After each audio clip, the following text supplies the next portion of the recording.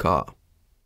Kā jau katru sasodīto dienu, cilvēku zemās domu gaitas sastopas ar manu neiespējami, bet tomēr pietiekami slimo intelektu.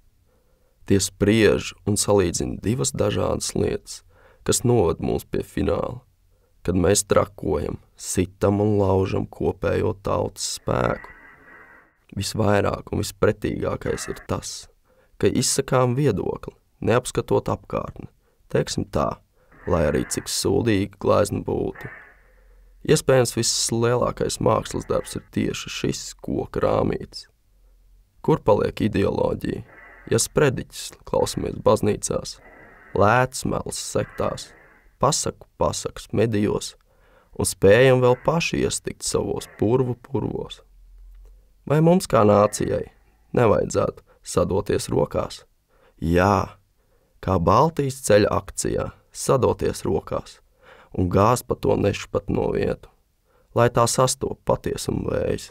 Katra sociālā vieta, ko apmeklējam, ir piedirsta vārda tiešajā nozīmē, ar dažādiem individiem. Piemēram, Igors, visu cieņu bez apvainojumiem. 50 gadu vecs dūzis, saprotami izteiks pedantisms, izdzīvojis visu jaunību, darījis tādus pašus nedarbus kā es un tu lasītāji.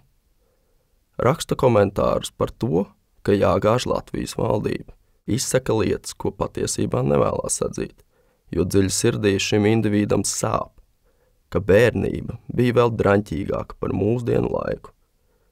Tāpēc arī cenšas dedzināt manas un tavus uzskats un liek ar spēku ticēt tām. Katrs rīts šim iesāks ar kādu sliktu ziņu, jo redz pēkšņi kāds medijs paziņo par to, ka atkal mēs slīkstam un ir pienācis pasaules gals.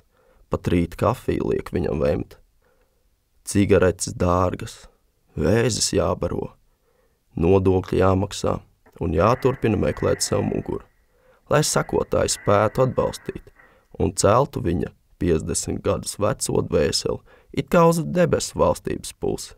Bet patiesībā viņš sadegs mūsu siltajā ellē, sapūs, kā sarūsējis bēmžu šrotā.